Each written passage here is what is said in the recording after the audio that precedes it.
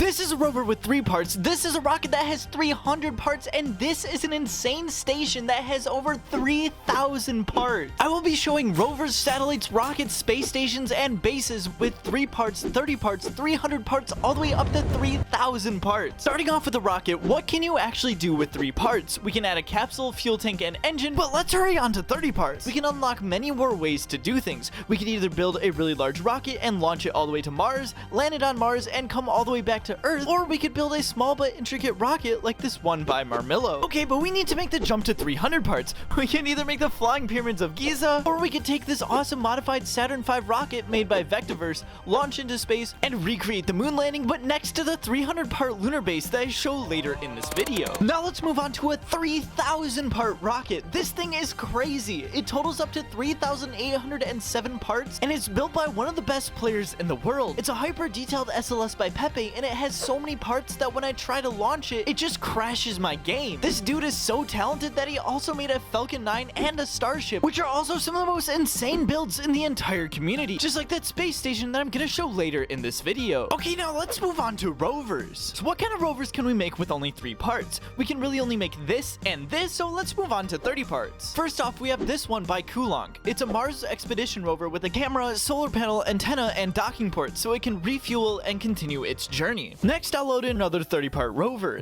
Bruh, who submitted a lawnmower? You know what? Out of all the rovers I'm showcasing, this one deserves to be launched on a rocket and sent to Mars, because if you're going to colonize a planet, bring lawnmowers. Sun Tzu. Also, fun fact, this is a 3,000 part base I'll show later in the video, and I guess I could show a sneak peek right now. The next 30 part rover is a Perseverance rover by Flippus. It has 37 parts, and we can go ahead and land this one on Mars as well, but you know what's better than a Perseverance rover? A better Perseverance rover. This one, made by Ramney, has 422 parts, and if it wanted to, could travel all the way around Mars. Let's now move on to satellites, and keep in mind, the space stations and bases later in this video are absolutely insane. First off, for the 3 part category, we can go back to Marmillo's rocket and use the 5 part satellite, but it's only 5 parts, and it's boring. But if we add a part, then we get a micro satellite by Avoiding Fever. With this compactness, we can launch literally hundreds of satellites at a time. But let's move on to 30 parts. Coming in at 26 parts, we have a cube satellite by SFS Anomaly, containing 2 antennas, 4 RCS, 3 parachutes, a docking port, and an ion engine to be able to change orbits. At 37 parts, we have a simple satellite by Dark Matter. It has 4 RCS and 3 docking ports to be able to dock to a station if we need to. He also built a military satellite with 98 parts, and it also spins. Now let's crank things up to 300 parts. First off, we have this satellite by Phil with just over 300 parts, and the original blueprint comes with a launch vehicle as well as some docking ports, a custom engine, and even a super tiny rover. Now, I couldn't find any satellites with 3,000 parts, so let's move on to bases. Starting at 30 parts, we have a little bit of flexibility with what we can do, like the one I just built, but we still don't get the incredible details like the epic 3,000 part base that I show later. But before that, let's check out some 300 part bases, like this one by Frolopy. It's a 266 part base, and it contains 3 modules, a car, and a bunch of antennas. Next up, we get slightly more complicated with a 483 part crane and launch pad by Jamal and Alex. Now, I wouldn't call this a base, but it would go well next to the best base in the 300 part category by Marmillo. It contains an airlock, living area, a refill tank, and a landing pad with an arm on it, which this base is pretty cool and all, but finally, you need to see this 3,000 part base by Zetal's robot. His base is honestly insane. It has 4 separate modules with 418 parts,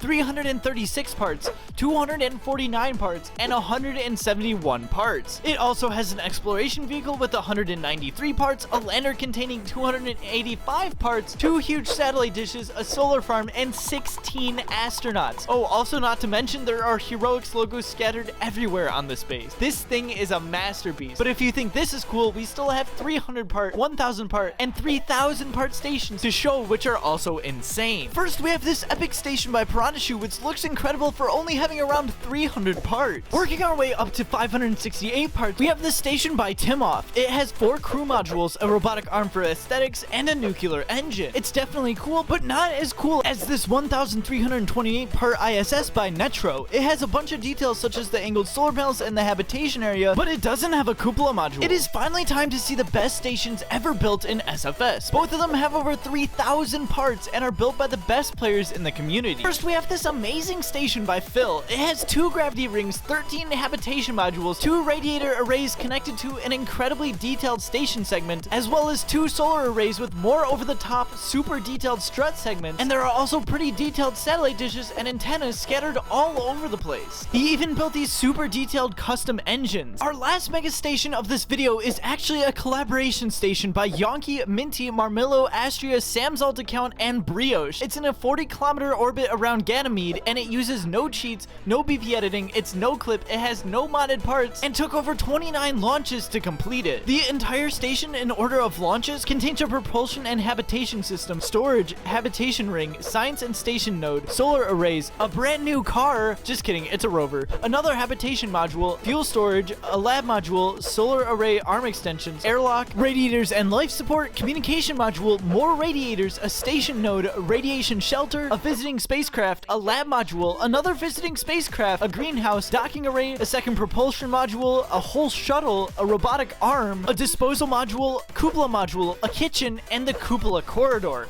And this is the final build of this video, so make sure you subscribe.